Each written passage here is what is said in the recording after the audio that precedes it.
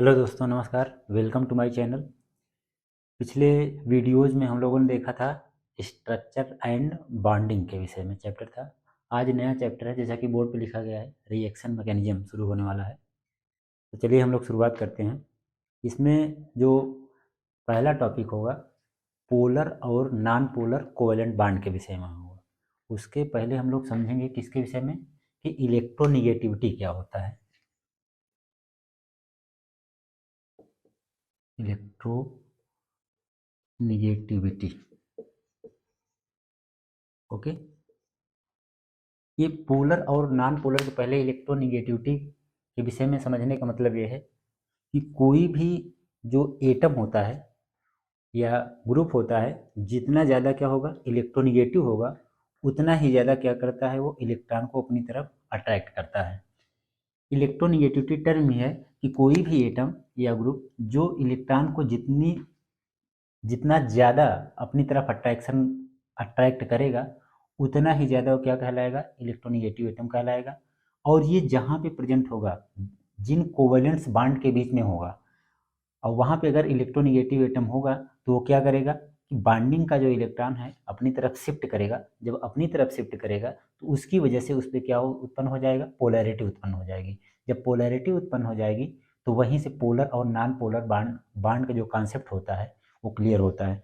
तो इलेक्ट्रोनिगेटिविटी के विषय में हम लोग देख लेते हैं कि electronegativity measures how strongly an element attract electron, ये कितनी तेजी से क्या करता है, इलेक्ट्रॉन को खींचता है। तो एक लाइन इसके विषय में हम लोग लिख लेंगे, क्या है इलेक्ट्रोनिगेटिविटी। देखिए इसकी डेफिनेशन हो जाएगी क्या कि the greater the attraction of electrons by an element the greater is it's electronegativity. कि जितना ज़्यादा इलेक्ट्रॉन खींचने की क्षमता किसी भी एलिमेंट की ज़्यादा होगी, उसकी इलेक्ट्रोनिगेटिविटी उतनी ही ज़्यादा होगी। तो अब इसी कॉन्सेप्ट को लेते हुए हम लोग पोलर और नॉन पोलर बॉन्ड की तरफ मूव करेंगे। देखेंगे कि पोलर और नॉन पोलर बॉन्ड क्या होते हैं, कोवेलेंट बॉन्ड क्या होते हैं। नोट कर लीजिए और एक प्यारी सी हेडिंग लगाइए। तो ये देखिए, अब polar and non polar bond covalent bond के विषय में हम लोग चर्चा कर लेते हैं कि कब बॉन्ड पोलर होगा कोवेलेंट और कब नॉन पोलर होगा। मान लीजिए जो कोवेलेंट बॉन्ड बनता है, इन दो एटम्स के बीच में मान लीजिए एक बॉन्ड बना हुआ है, ठीक है, कोई कोवेलेंट बॉन्ड है। अब इस पर हम चर्चा करेंगे कि ये पोलर है कि नॉन पोलर है। कैसे, आप देख पा रहे हैं कि इस तरफ भी हाइड्रोजन है, इस तरफ भी हाइड्रोजन है। अगर इलेक्ट्रोनिगेटिविटी की चर्चा करेंगे तो इस दो के दोनों क्या हैं, सेम है। तो उनकी इलेक्ट्रोनिगेटिविटी क्या हो जाएगी, सेम हो जाएगी। जहाँ पे सेम इलेक्ट्रोनिगेटिविटी होगी, ठीक है, वहाँ पे जो बॉन्ड बनेगा हमेशा कैसा बनेगा, नॉन पोलर बॉन्ड बनेगा। क्योंकि इसमें इसकी बॉन्डिंग में जो इलेक्ट्रॉन इन्वॉल्व हैं वो किसी भी एटम की तरफ क्या करेंगे, वो शिफ्ट नहीं होंगे। इक्वल इलेक्ट्रोनिगेटिव हैं, इक्वल क्या होगी इसमें, अट्रैक्शन होगा। तो जाहिर सी बात है जहाँ पे आपका दोनों इलेक्ट्रॉन है एट द सेंटर पे मौजूद होगा, ठीक है। तो इस टाइप के जब एलिमेंट्स के बीच में या ग्रुप के बीच में या सेम इलेक्ट्रोनिगेटिविटी होगी एटम या ग्रुप की, जब उसके बीच में आपका जो है बॉन्ड का फॉर्मेशन होगा कोवेलेंट के, तो वो हमेशा क्या होगा, नॉन पोलर बॉन्ड होगा, ठीक है। अब फर्क ये पड़ता है कि पोलर बॉन्ड कब बनेगा। मान लीजिए आपके पास क्या है, एक हाइड्रोजन एटम है और दूसरा क्या है, क्लोरीन एटम है। अब यहाँ पे क्या हो गया, सिमिलर एटम नहीं है, दोनों डिफरेंट एटम है। दोनों डिफरेंट एटम होने के बावजूद इसकी इलेक्ट्रोनिगेटिविटी हम लोग देखेंगे। हाइड्रोजन की इलेक्ट्रोनिगेटिविटी क्या होती है, कम होती है। जबकि आपके क्लोरीन की इलेक्ट्रोनिगेटिविटी क्या होती है, हाइड्रोजन से बहुत ज़्यादा होती है। अब यहाँ पे क्या हो गया, डिसिमिलर एटम और डिफरेंट इलेक्ट्रोनिगेटिविटी के आ गए। जब डिफरेंट इलेक्ट्रोनिगेटिविटी के आ गए तब यहाँ पे पोलराइजेशन होना लाजमी है। कैसे, बॉन्डिंग का जो इलेक्ट्रॉन होगा वो किसकी तरफ शिफ्ट होगा, पार्शियली क्लोरीन की तरफ। जब क्लोरीन की तरफ शिफ्ट होगा तो इस पर कैसा चार्ज आ जाएगा, पार्शियली नेगेटिव, और इस पर पार्शियली क्या आ जाएगा, पॉजिटिव। यहीं पे क्या हो जाएगा, ये पोलराइजेशन हो जाएगा। तो इस टाइप के एटम्स के बीच में हमेशा कैसा बॉन्ड बनता है, पोलर बॉन्ड बनता है। पोलराइजेशन यहीं से स्टार्ट हो गया, ठीक है। तो ये बात अगर समझ में आ गई तो पहली हेडिंग हम लोग डालेंगे क्या, पोलर कोवेलेंट बॉन्ड।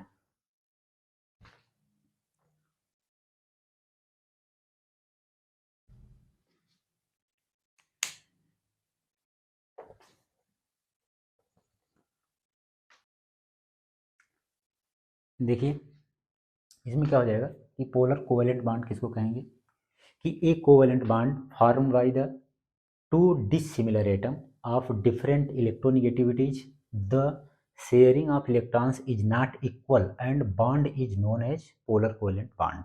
ठीक है, इसमें सीधे कहा गया है कि कोवेलेंट बॉन्ड दो डिसिमिलर एटम सेम इलेक्ट्रोनिगेटिविटी की वो नहीं होंगे। डिसिमिलर का मतलब यही है, अगर सेम हो गए दोनों सिमिलर एटम हो जाएंगे और उनकी जो इलेक्ट्रोनिगेटिविटी है उसमें डिफरेंस नहीं होगा, दोनों इलेक्ट्रोनिगेटिविटी क्या हो जाएगी, सेम हो जाएगी।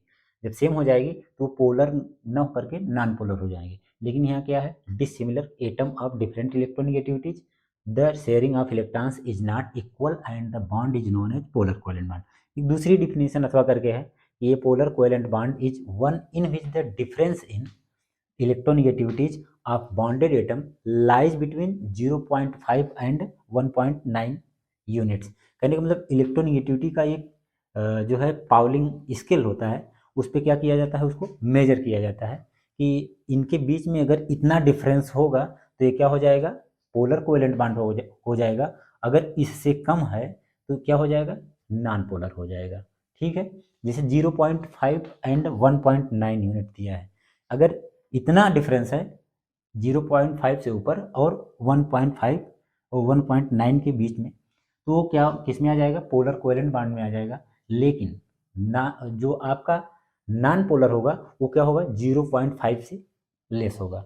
ठीक है, इसको नोट कर लीजिए। ओके, अब अगली हेडिंग डालिए, नॉन पोलर कोवेलेंट बॉन्ड।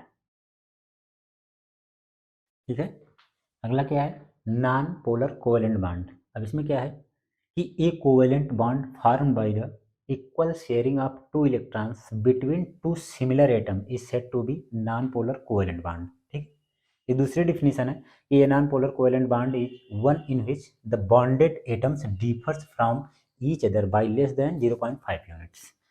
तो उसमें क्या कहा गया, पोलर बॉन्ड में क्या था कि यहाँ पे जो सिमिलर एटम था, ठीक है, वहाँ पे क्या था, डिसिमिलर एटम। जस्ट उसी का अपोजिट कर दीजिए कि यहाँ पे क्या हो जाएगा, सिमिलर एटम। सिमिलर एटम हो जाएगा तो उसकी इलेक्ट्रोनिगेटिविटी क्या हो जाएगी, सेम हो जाएगी। जब इलेक्ट्रोनिगेटिविटी सेम हो जाएगी तो वहाँ पर क्या हो जाएगा कि उसमें पोलैरिटी प्रोड्यूस नहीं होगी उस मॉलिक्यूल में, वो क्या होंगे, इक्वल इलेक्ट्रोनिगेटिव एलिमेंट्स दोनों हैं, तो दोनों आपस में पोलराइजेशन नहीं करेंगे। मतलब इलेक्ट्रॉन का जो अट्रैक्शन होगा इलेक्ट्रॉन के प्रति वो क्या होगा, दोनों का बराबर होगा।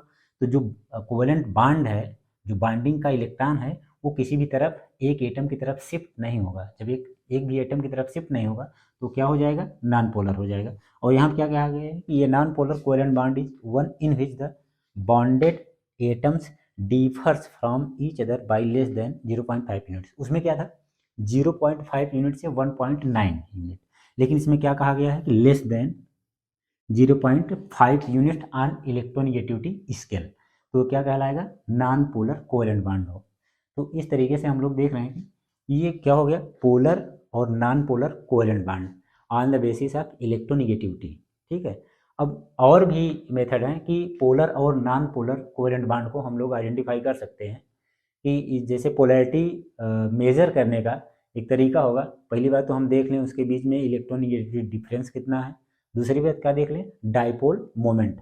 जितना ज़्यादा इलेक्ट्रोनिगेटिविटी डिफरेंस होगा उतना ही ज़्यादा पोलैरिटी प्रोड्यूस होगा, और जितना ज़्यादा किसी भी मॉलिक्यूल का डाइपोल मोमेंट होगा उतना ही ज़्यादा क्या हो जाएगा, उसका भी पोलैरिटी प्रोड्यूस करेगा। ठीक है, नोट कर लीजिए।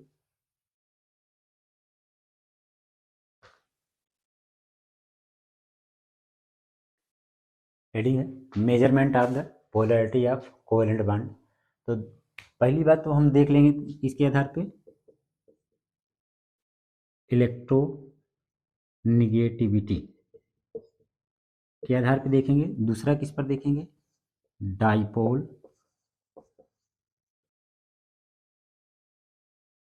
मोमेंट के आधार पे देखेंगे।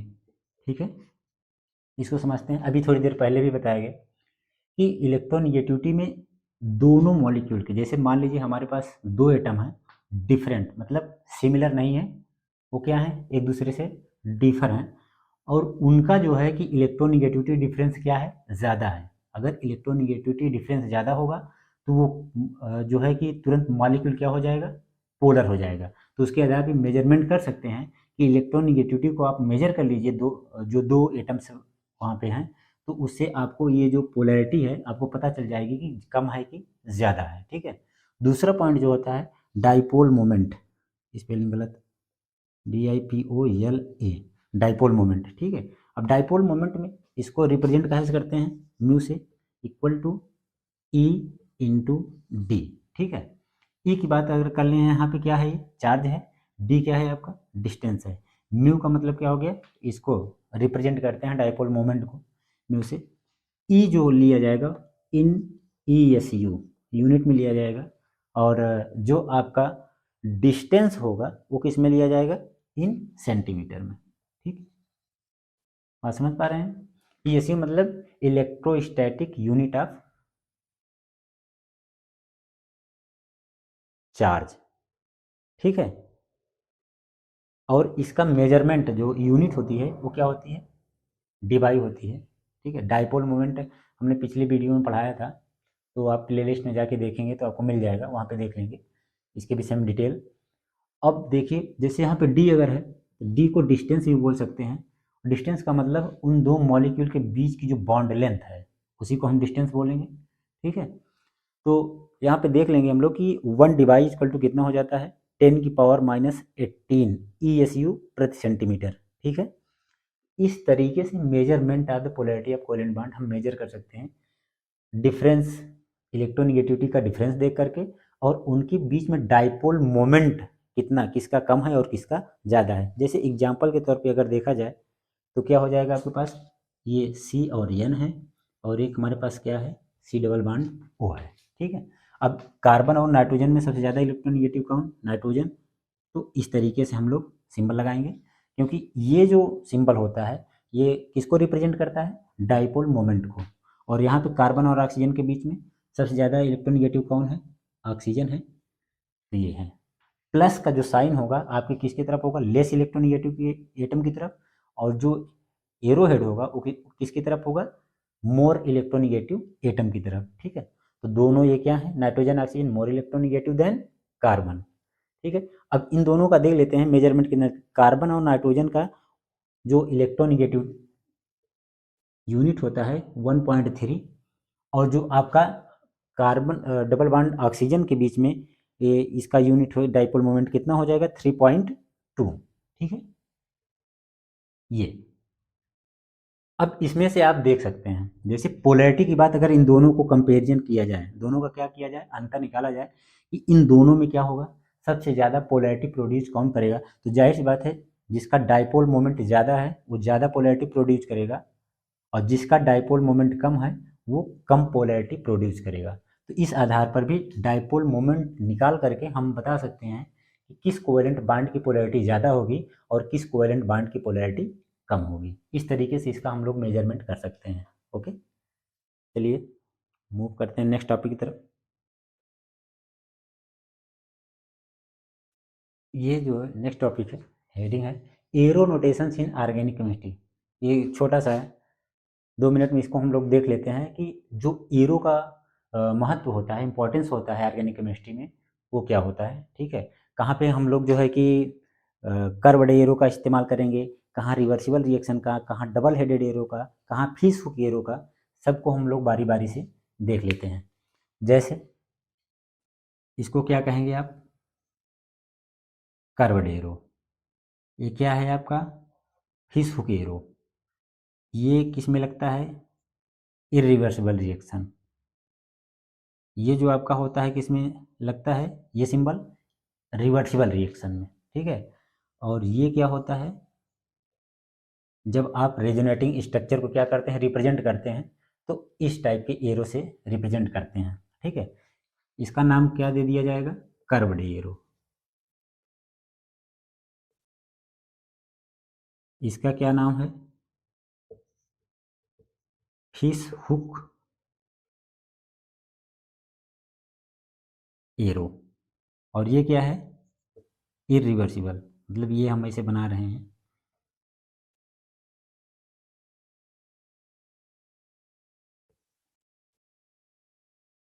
इरिवर्सिबल।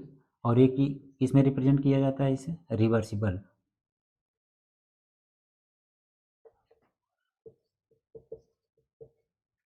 और ये क्या है, डबल हेडेड एरो।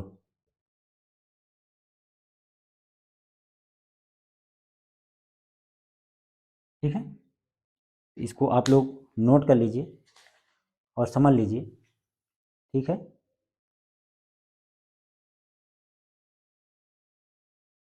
अब इसके विषय में जान लीजिए, ये कहाँ इस्तेमाल होगा, कर्व्ड एरो। जब कहीं पे इलेक्ट्रॉन क्या होगा, कम मीन्स जो है बाइंडिंग का इलेक्ट्रॉन होगा कंप्लीटली शिफ्ट हो रहा होगा, तो वहाँ पे क्या, कौन सा एरो इस्तेमाल किया जाएगा, कर्व्ड एरो। जैसे मान लीजिए यहाँ पे क्या है, HCl। ठीक है, आप देख पा रहे हैं कि ये क्या है, मोर इलेक्ट्रोनिगेटिव एटम है। इसकी टेंडेंसी ही होती है, क्या करता है, मोर इलेक्ट्रोनिगेटिव एटम एटम होने के नाते ये बाइंडिंग का इलेक्ट्रॉन किसकी तरफ शिफ्ट करेगा, अपनी तरफ। मीन्स जब भी ये टूटेंगे दोनों, तो ये जो बाइंडिंग का इलेक्ट्रॉन होगा कंप्लीटली शिफ्ट हो जाएगा किस पर, इस पर। जब ये इस तरीके से होगा तो टूटेगा तो इस पर क्या आएगा, H+, और इस पर क्या आ जाएगा, माइनस। ठीक है, अब अगर इसकी बात करें, फीस हुक एरो, इसमें हाफ हेडेड एरो बोल सकते हैं, इसको क्या बोल सकते हैं, हाफ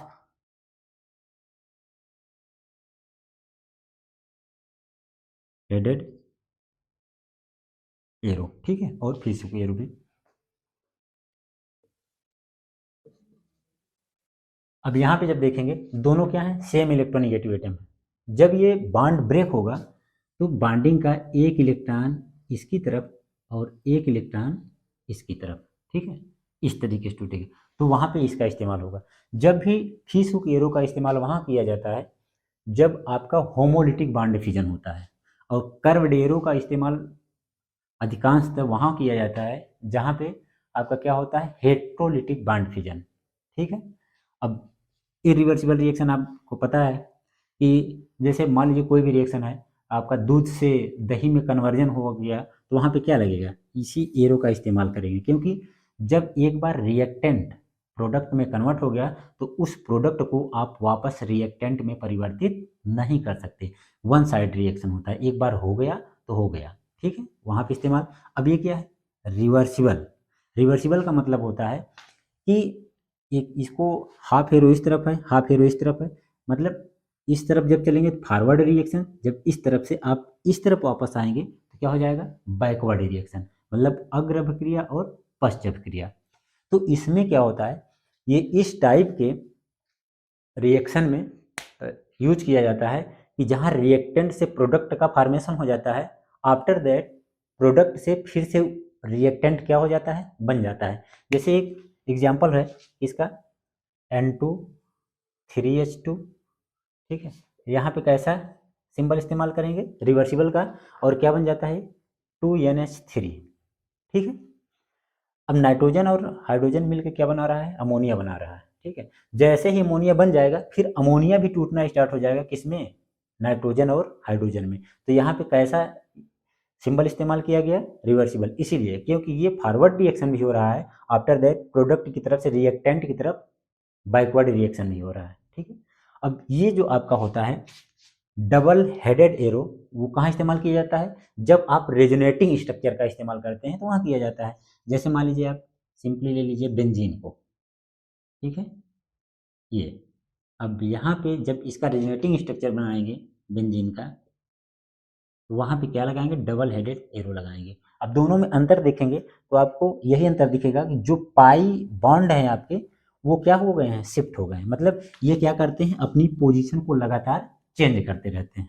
ठीक है, जब भी रेजोनेटिंग स्ट्रक्चर का इस्तेमाल करेंगे या हाइपर कॉन्जुगेटिव स्ट्रक्चर हम लोग बनाएंगे तो वहाँ पे किसका इस्तेमाल करेंगे, डबल हेडेड एरो का। तो ये हो गया arrow notation in organic chemistry. ठीक है, नोट कर लीजिए।